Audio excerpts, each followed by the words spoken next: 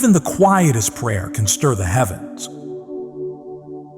The way dew gathers quietly on a windowsill before the sun has even risen, silent, invisible to most, and yet there, it's a reminder that not everything powerful needs to be loud. The same is true for your prayers. They don't need to be eloquent or dramatic. They don't need to be spoken with perfect clarity or uttered in a room full of candles. If they're honest, they're heard. If they're real, they matter. Because God is not counting your words. He's listening for your heart. So today, as this new morning unfolds, let this truth settle deep within you. You don't have to shout to be heard by heaven. The God who shaped galaxies is close enough to hear you whisper. And more than that, He wants to. Your whisper is louder than you think. You've stood there before. The edge of your bed, your kitchen sink, maybe the corner of your room where the light always seems softer, and whispered a prayer. Sometimes it came out in words, other times it was more like a feeling too tangled to name, but it was real. You know it was real because something inside you was reaching. You were hoping someone would hear, and the truth, someone did. Let's start there, not with what you need to fix, not with what you wish you had said, but with this. Your whisper carries further than you think. Søren Kierkegaard once said something so simple, yet so deeply anchoring. To pray is to let God's will be done in us. That kind of prayer isn't always about words. Sometimes it's about surrender. It's the sigh at the end of a hard day. It's the quiet help you breathe before walking into a difficult conversation. It's the question that doesn't have to be answered right away. When you pray like that, you're not just speaking, you're opening. You're saying, "Here I am, God, still trying, still hoping." We often think that our prayers have to be powerful to matter. But what if the power doesn't come from how they're said, but from who they're said to?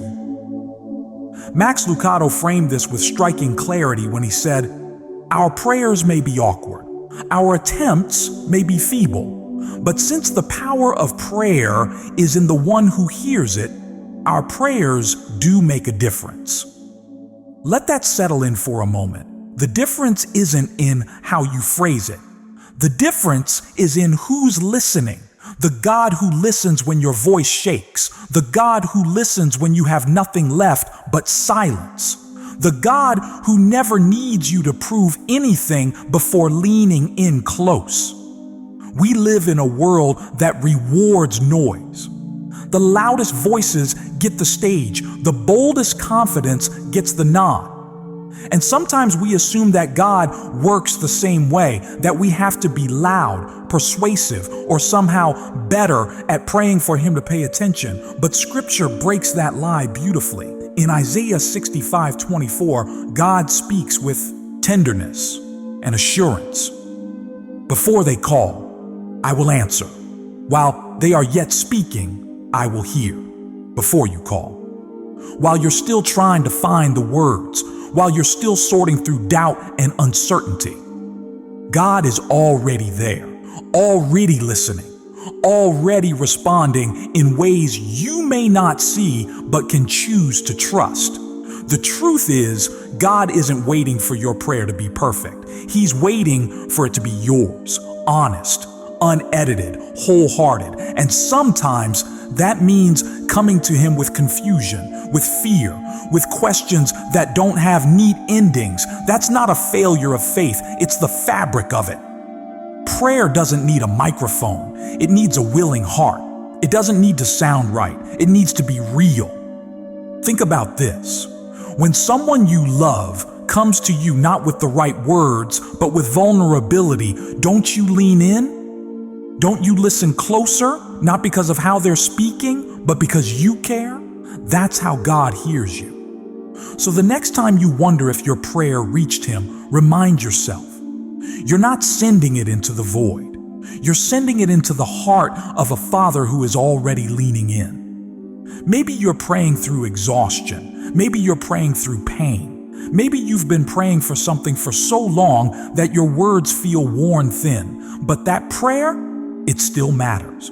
It's still heard. Not one syllable gets lost. Even the prayers you whispered years ago, the ones you thought were forgotten, are still alive in His memory. God doesn't have a short attention span. He doesn't scroll past your pain. He doesn't turn away when your faith falters. He stays, He hears, and He remembers.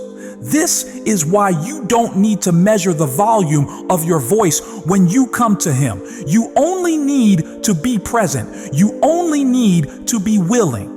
Some people think strength in prayer comes from never wavering, but strength is also found in the ones who pray through uncertainty, in the ones who keep showing up even when they're not sure if the words will come. You don't have to be sure of everything to speak. You don't have to have your life fully sorted to pray. You don't have to clean up your heart to be received. Prayer is not a performance, it's a conversation. And conversations grow us, shape us, remind us we're not alone. The idea that your whisper holds weight might feel strange at first because we've all grown used to being ignored in one way or another. People get busy. Friends change. Messages go unanswered. It's easy to project that onto God, to assume that our quiet cries are too small to matter. But God is not like people. God's not distracted. He's not selective. He's not waiting for the better version of you to show up. He's already with you in this version, and He's listening now. Even as you sit in this moment, wondering if He cares, He does. Even as you try to make sense of the waiting, He's working. Even when you think your words are too broken to count, He's gathering them like precious stones. Because here's what's real. Your voice has value in the kingdom of heaven, not because of what you've done, but because of who made you. You were made to commune with God. That means your voice is not foreign to Him. It's familiar, beloved, welcomed. And when you speak, even with trembling, He listens with the warmth of someone who has been waiting to hear from you all along. So don't disqualify yourself. Don't think you have to be more articulate. Don't wait for the perfect emotional moment. Speak from where you are. Speak with what you have. And trust that even when you feel weak, your whisper is louder than you think. Silence is not absence. There's a kind of quiet that doesn't feel peaceful. It feels hollow. It's the silence that lingers when you've poured out your heart only to be met with stillness. That kind of quiet can make you question everything. Was I heard? Did it matter? Is anyone there? What many of us mistake for divine absence is often the space where our faith deepens. Because in that space, the one where answers don't arrive on cue, where signs don't flash neon, where doors remain closed longer than you expected, God is still moving, quietly, carefully, faithfully. Germany Kent once wrote, "God is working things out for you even when you don't feel it. Have faith and be thankful." That reminder doesn't erase the ache of waiting, but it gently refocuses your gaze. Just because something is invisible doesn't mean it's inactive. A seed does its most transformative work underground. A sunrise begins long before it's visible on the horizon, and so does God. When the noise around you fades and the heavens seem unreachable, you might be tempted to believe that your prayers have stalled, that heaven has pressed pause, that nothing is happening. But silence can be sacred. It can carry the weight of something forming, not something failing. Dr. Tony Evans puts it this way: the silence of God is not the absence of God. That sentence rewrites the story that fear tries to tell. Fear will always interpret silence as neglect, but faith learns to see it as preparation. Think back to the moments you've grown the most, not the loud breakthroughs, not the dramatic answers, but the slow, almost imperceptible shifts. A change in your patience, a quiet courage, a sturdier hope. These didn't arrive in a lightning bolt. They were shaped in seasons of waiting. They took root in the silence. Stillness gives your soul room to notice what noise often covers. In stillness, illusions fall away. In stillness, truth rises to the surface. In stillness, you begin to realize maybe the waiting isn't punishment, but formation. And maybe what feels like delay is actually divine design. Psalm 46:10 whispers the invitation we often rush past. Be still and know that I am God. That's not a passive command. It's active trust. It's the deep inner work of remembering who God is when you can't trace what He's doing. It's knowing that while your timeline might feel stretched, God's timing has never once been wrong. What makes this especially hard is that the world doesn't wait well. You're taught to chase, to hustle, to solve. And when a prayer doesn't return results, the impulse is to fix it or to give up on it. But the realm of faith works differently. It's not bound by urgency, it's moved by trust. The discomfort of God's silence isn't something you need to run from. It's something you can learn to rest in, not because it's easy, not because it removes the longing, but because He's still there, even when He seems far away. There are moments when heaven feels quiet, but if you listen beneath the silence, you'll sense the presence of a God who is closer than breath. He's not idle. He's not detached.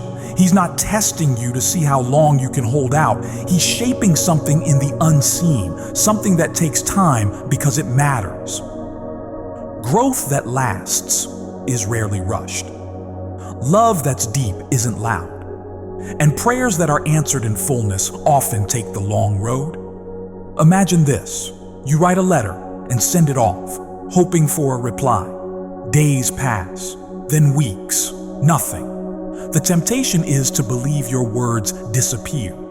But what if the reply was written the moment your letter arrived, and the delay isn't because you were ignored, but because it's traveling through a process designed to reach you at the right moment?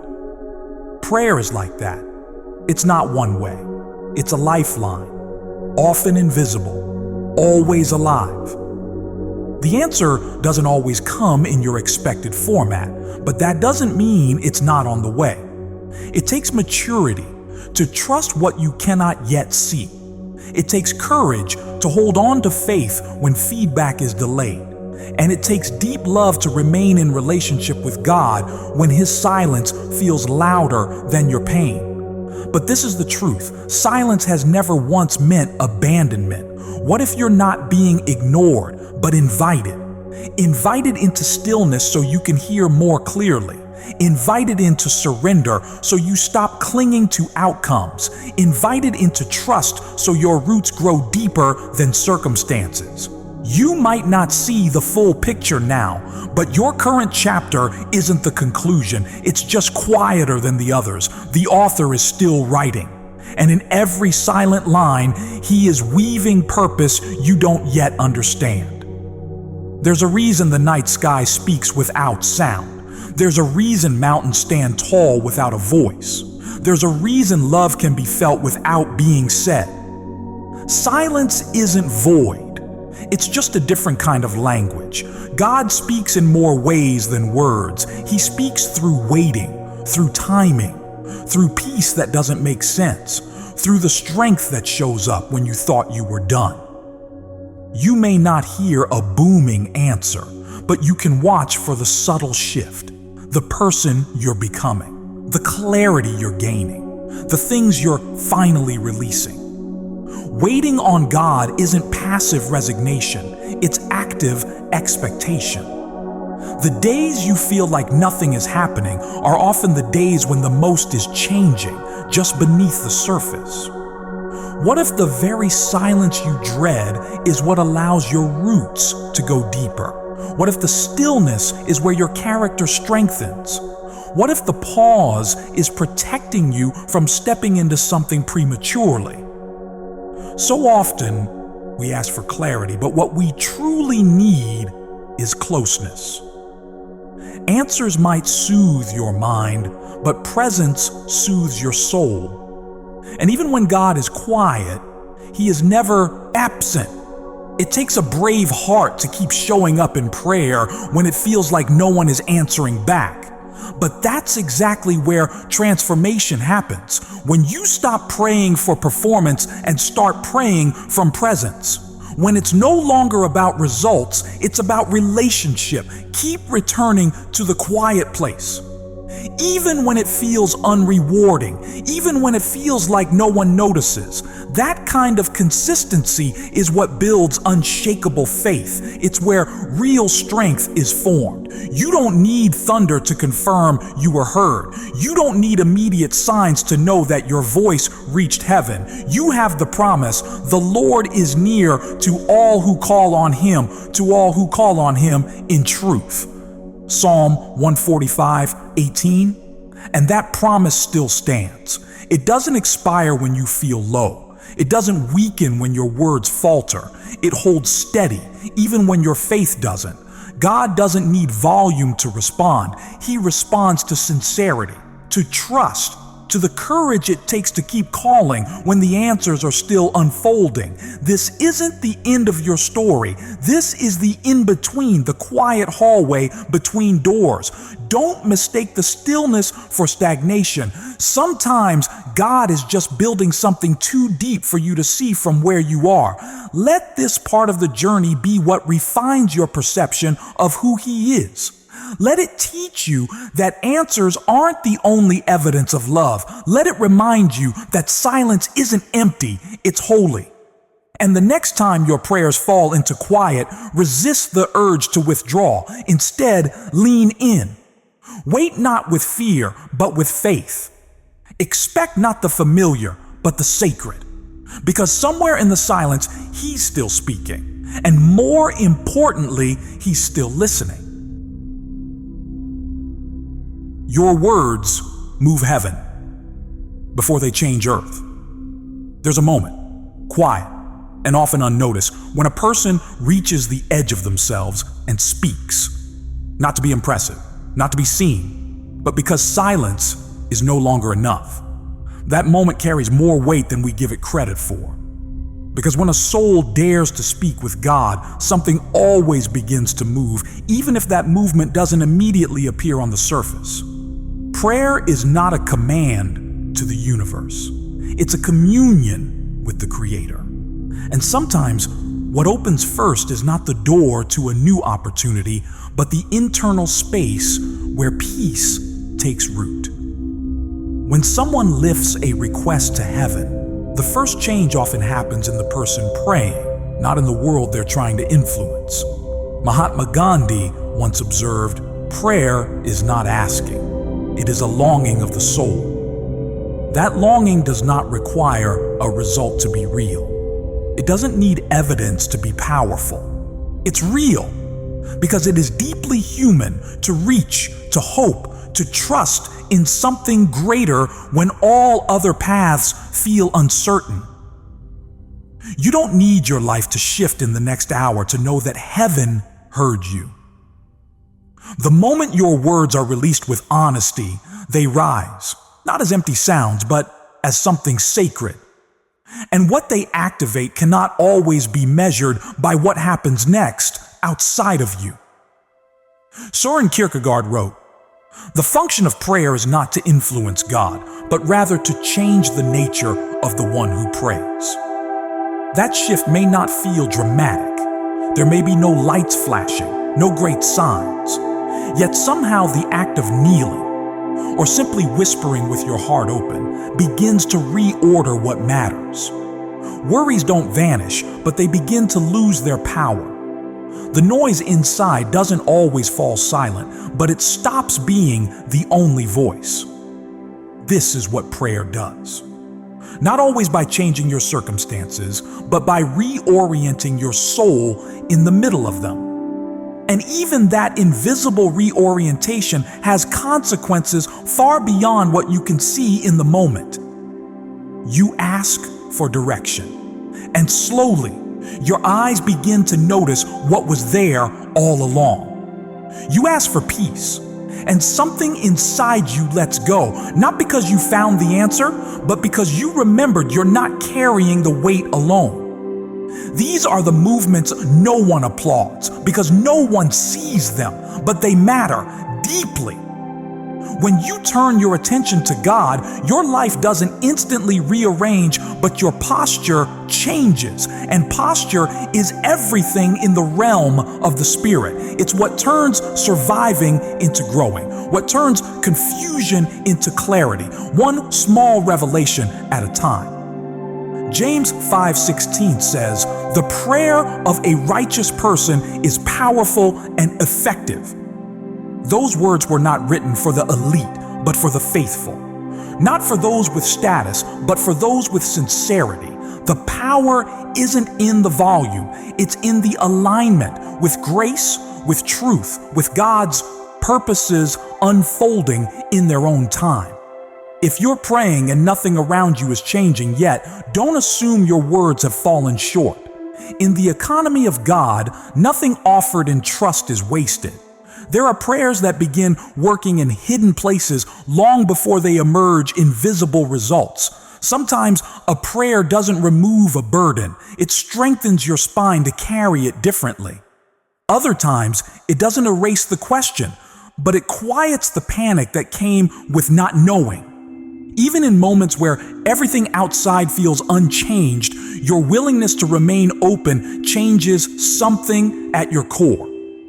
That change may not be glamorous, but it's durable. It builds character. It prepares you to face what's ahead with steadier hands and a softer heart. This is the kind of transformation that heaven values. Not just outcomes, but endurance. Not just clarity, but faithfulness. Not just answered petitions, but deepened intimacy between you and the one who hears. In a world addicted to speed and results, this kind of slow work feels unsatisfying, but it's holy. And more often than not, it's exactly what your spirit needs. Prayer teaches you to trust the process, even when you don't understand the path. It doesn't promise ease, but it offers endurance. It doesn't always bring certainty, but it strengthens your courage to move forward anyway. And that is a miracle in itself. Not the kind you post about, not the kind that gets you recognition, but the kind that steadies you on the inside, the kind that holds you together when life is falling apart around you. God does not waste your honesty. He responds not to polish, but to presence. And every time you show up in prayer, even in frustration or fatigue, you're doing something the world can't always measure. You're growing roots. Without deep roots, nothing stands when the storm hits. And if prayer does anything at all, it strengthens those unseen roots. It anchors you. And slowly, day by day, it transforms your relationship with reality. You begin to interpret your life through the lens of hope rather than fear, through trust rather than striving, through grace rather than guilt. That shift may not get applause, but it is sacred. And over time, it gives you a new kind of strength, not loud or flashy, but deeply resilient. Prayer becomes less about getting things and more about being held, less about fixing and more about being formed.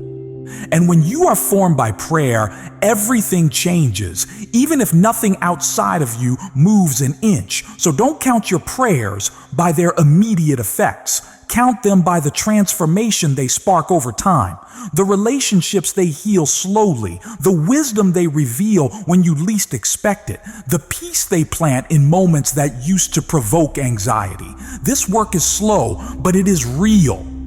You are being shaped in the waiting.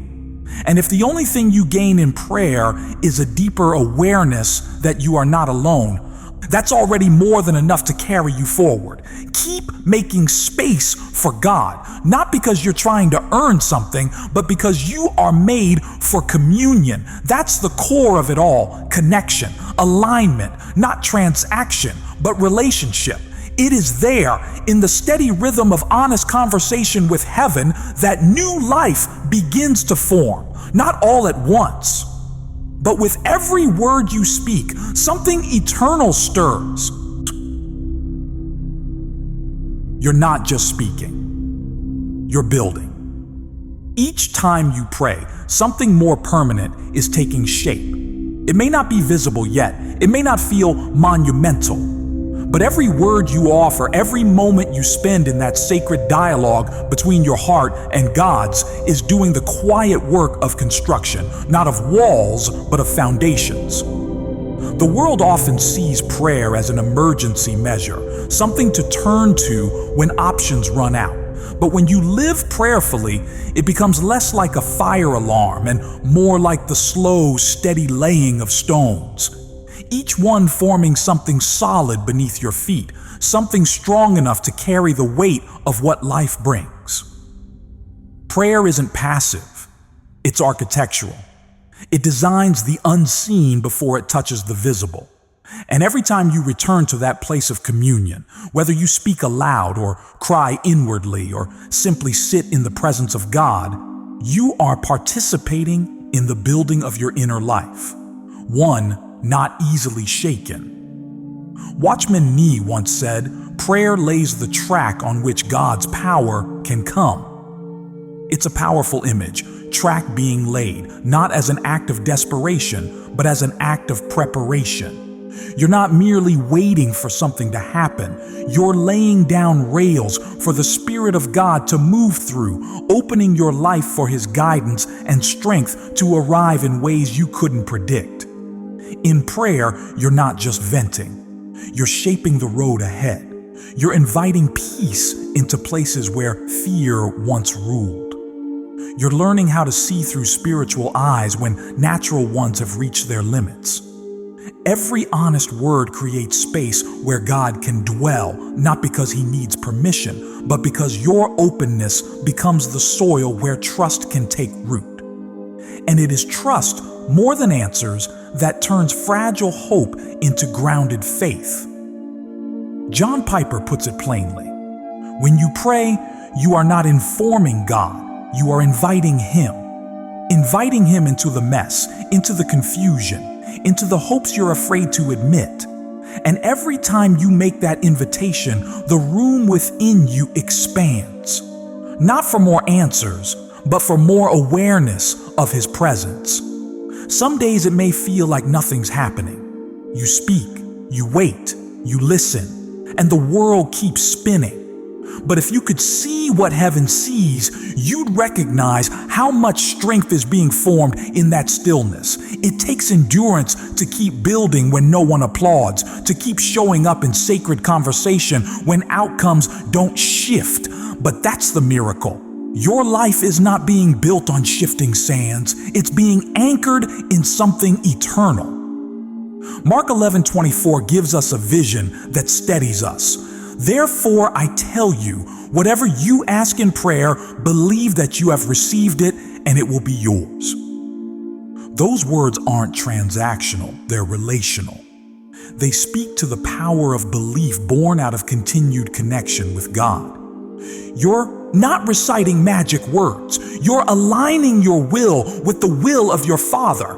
That alignment creates a path for miracles, sometimes around you, often within you.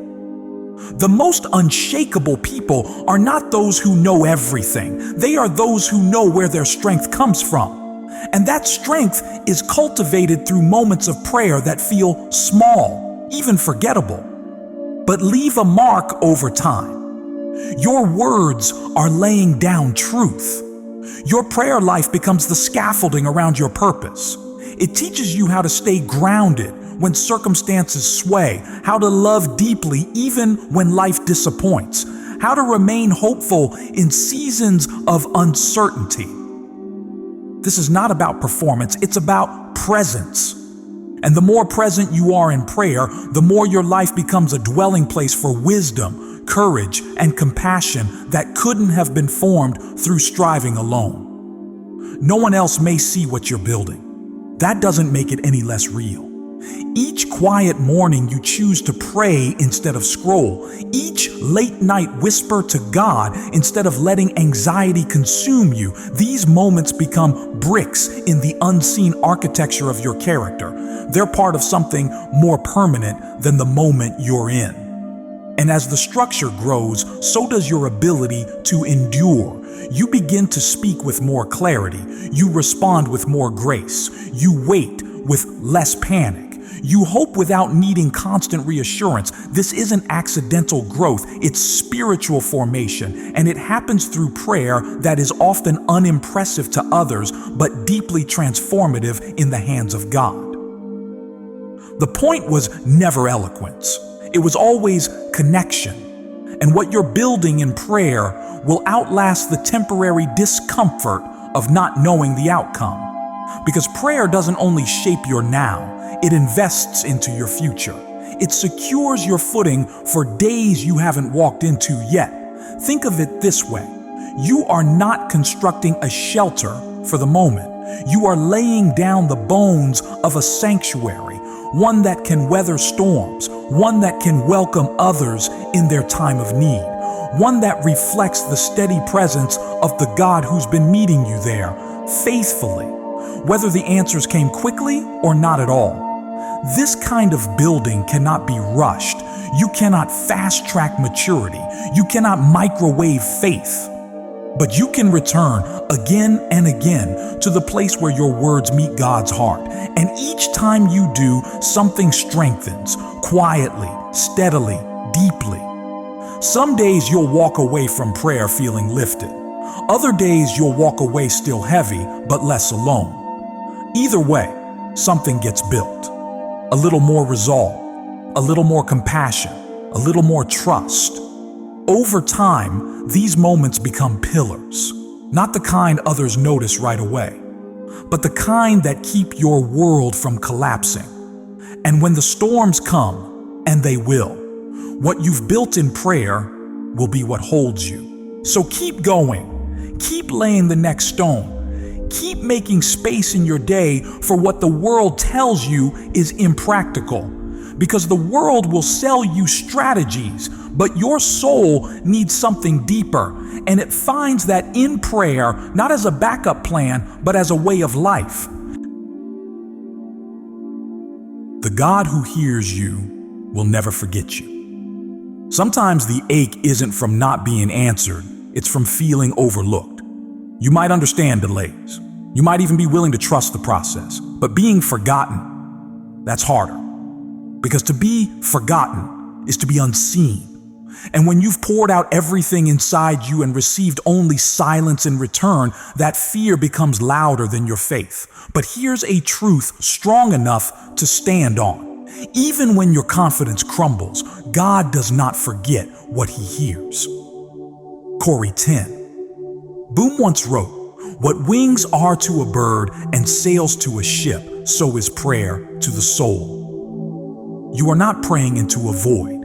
You're sending your heart toward a God who holds every word, every whisper, every cry.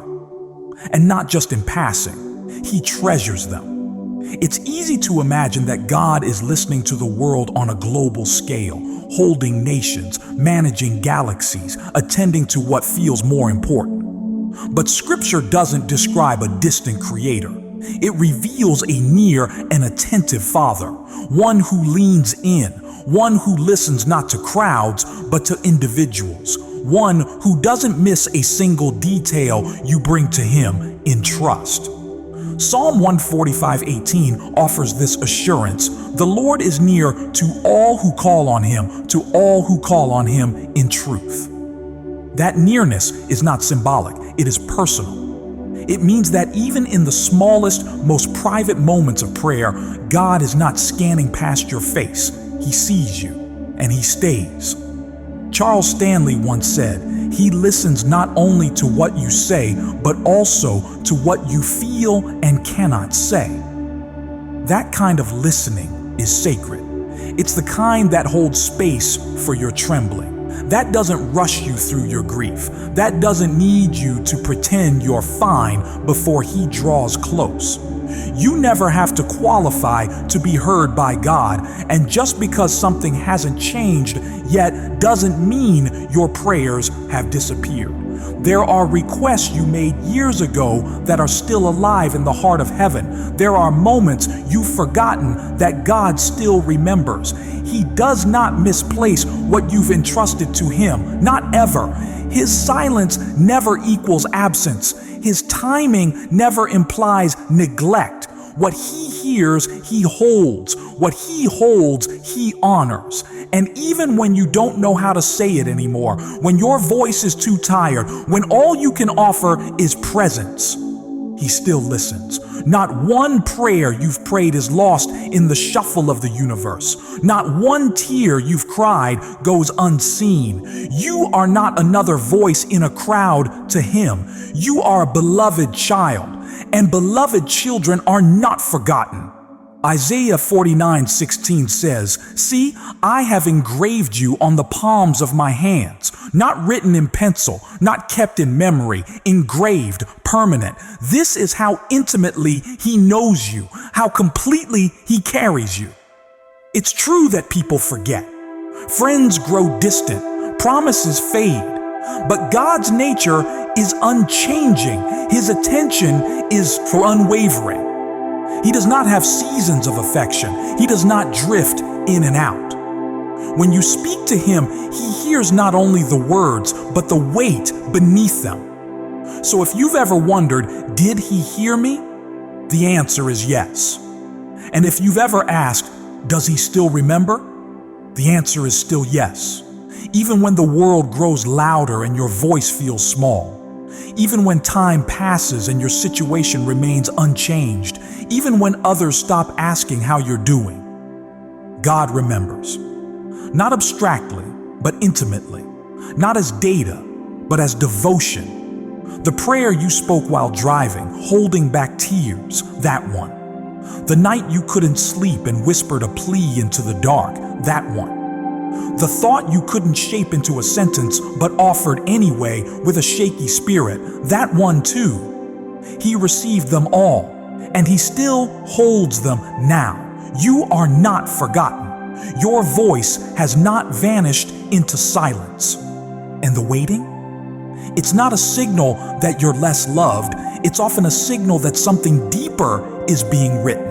Something that doesn't rely on fast answers, but on the kind of transformation that lasts a lifetime. Because sometimes the greatest miracle is not that God changes everything around you, but that you begin to live as someone who knows you're never alone. When you remember that He remembers you, you begin to walk differently. You speak more freely. You no longer pray for validation. You pray from relationship. And that shift changes how you show up in the world. You're not praying to be noticed. You already are. You're not hoping to earn His attention. You already have it. You're not waiting for your voice to matter. It always has. You're not forgotten. You're being formed. And that formation is not happening in the spotlight. It's happening in the sacred place where God hears you, knows you, and is working on your behalf. So continue to pray, not because you need a certain outcome, but because you are already deeply known. And when you know you're heard, prayer becomes less about answers and more about presence. It becomes less about what changes and more about the one who never changes. That's the foundation no silence can shake. Before you move on with your day, take this with you. Every word you've ever spoken to God still exists in the space between your heart and His. Nothing you've said in honesty has been wasted. You've been heard. You're still being held. And even in the silence, you are not unseen. So the next time you pray, don't wonder if heaven is listening. It is. Not because you got the words right, not because you said enough, but because your voice matters to the one who made it. And He never forgets the sound of His child calling His name.